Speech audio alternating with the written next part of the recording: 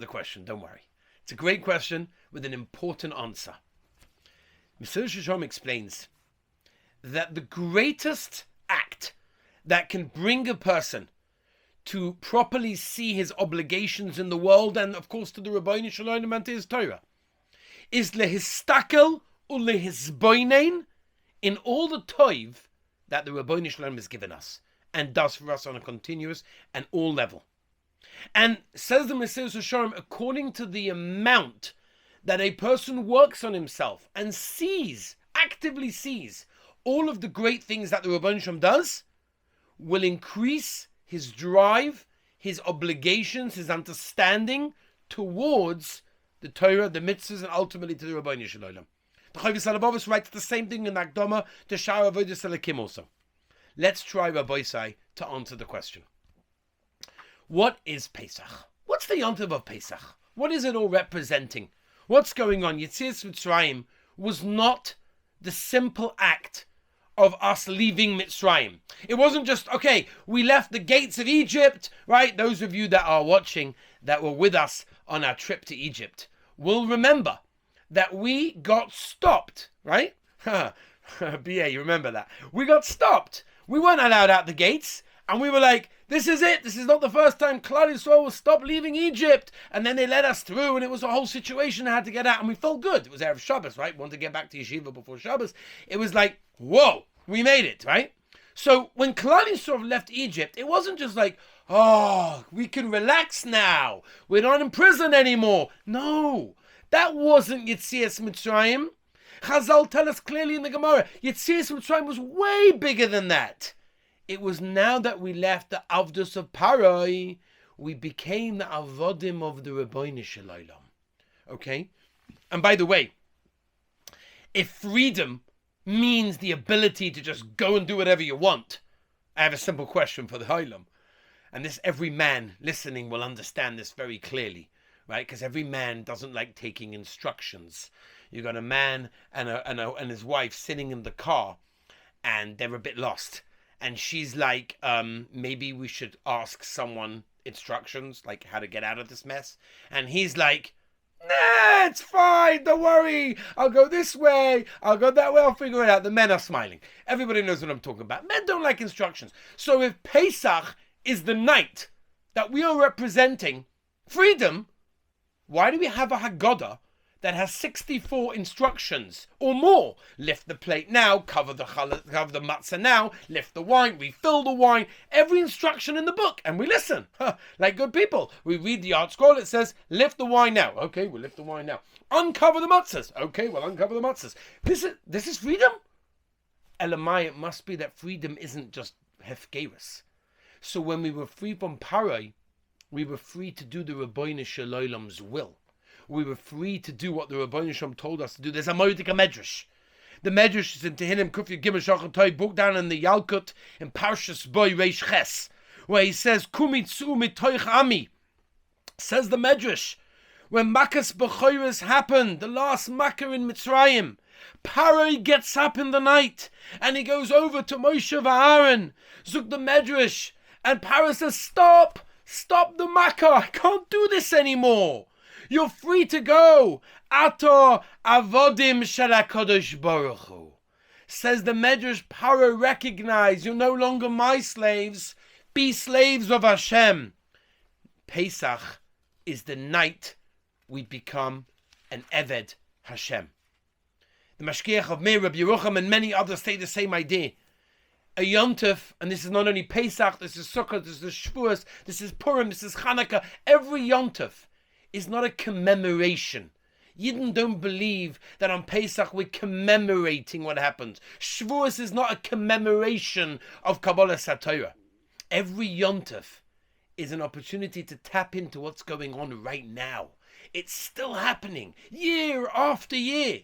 So if it happened then, 3,000 years ago, that Klal Yisrael left Egypt, that means we're doing the same thing now.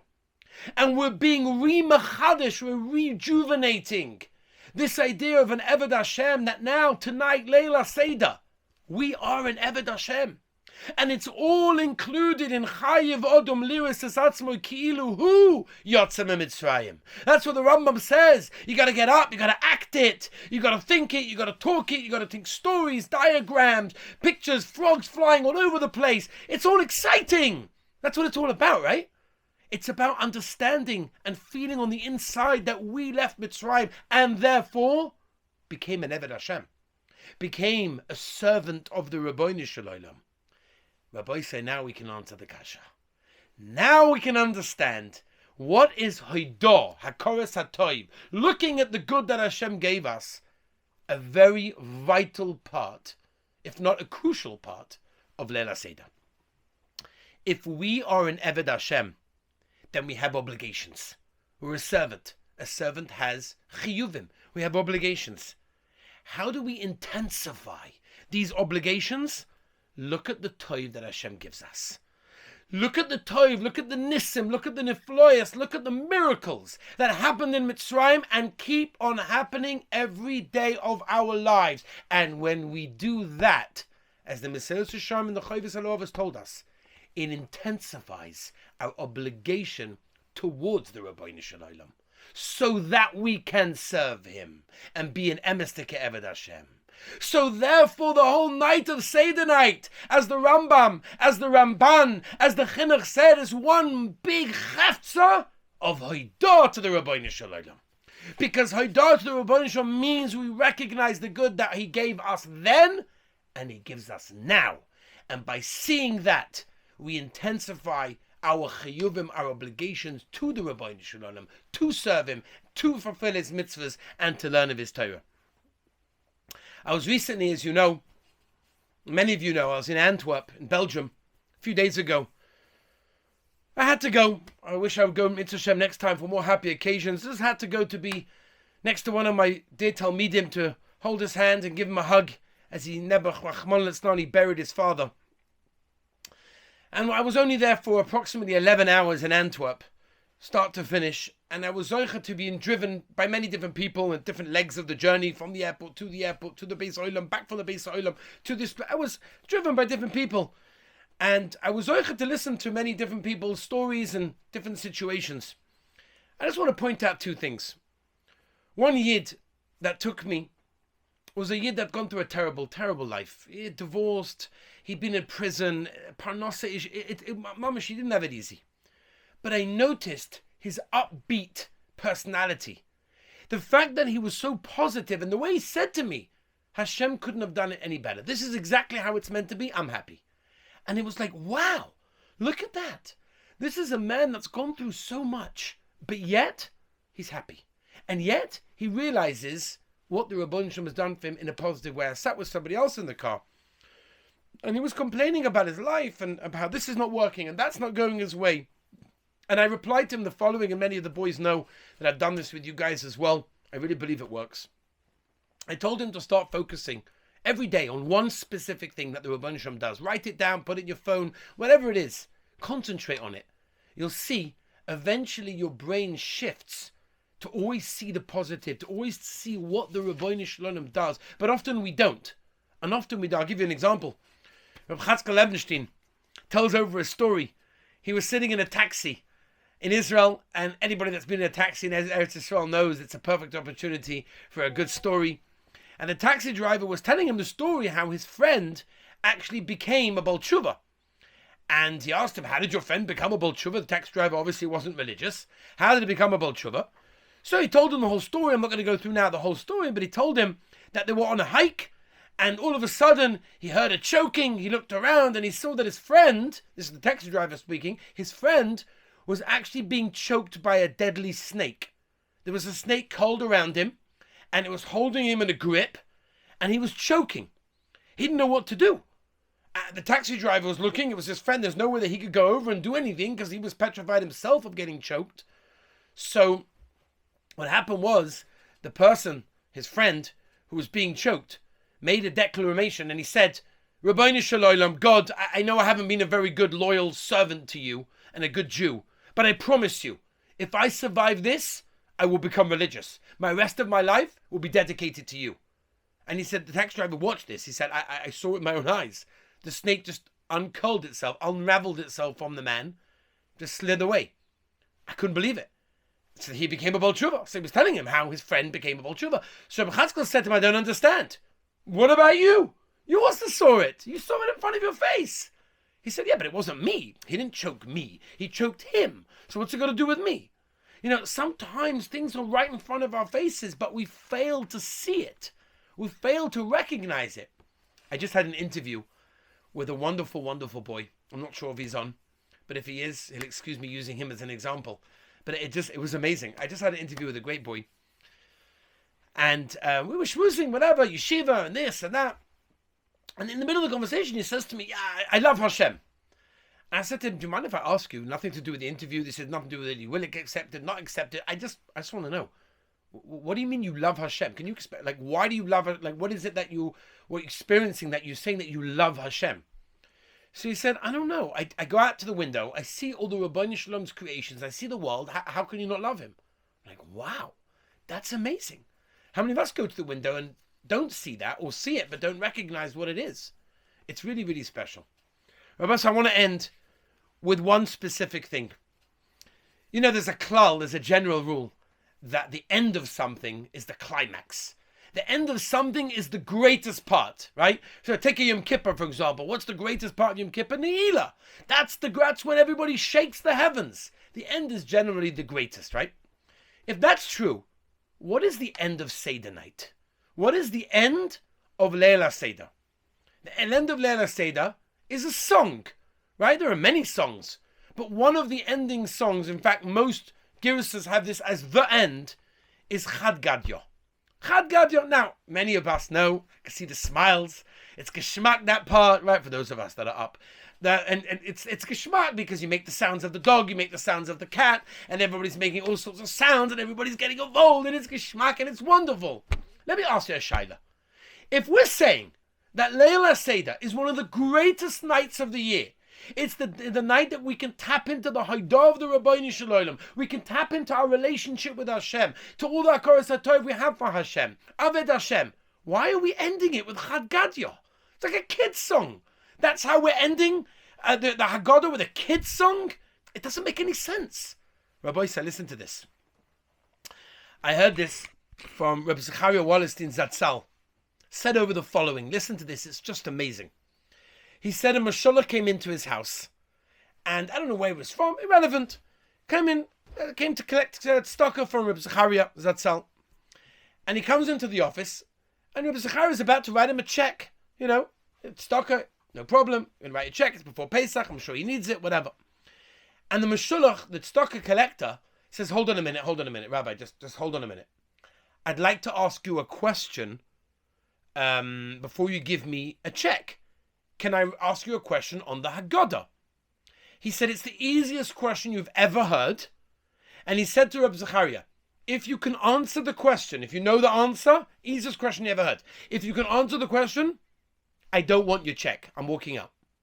But if you cannot answer this question, I want you to double the check that you were about to write. Okay?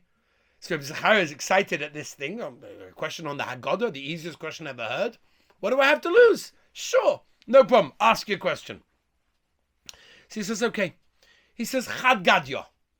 Okay, we're all familiar with Chad Gadya. We read about how a man purchased a goat for 2 zuzim. Along came a cat and ate the goat. Along came a dog and ate the cat. Along came a stick and hit the dog, fire, and then burnt up the stick. The water extinguished the fire. The cow then drank the water, slaughtered the cow. The angel of death killed the slaughterer, and Hashem smote the angel of death. We all know the sequence. We know the story. We know the sounds. The Eilim are with me. Gavaldik. Now, everything makes sense. Everything in the sequence is a natural cause of event, and we get that. Cats eat goats. Dogs eat cats. Water extinguishes fire. Cows drink water. Everything seems to make sense, right?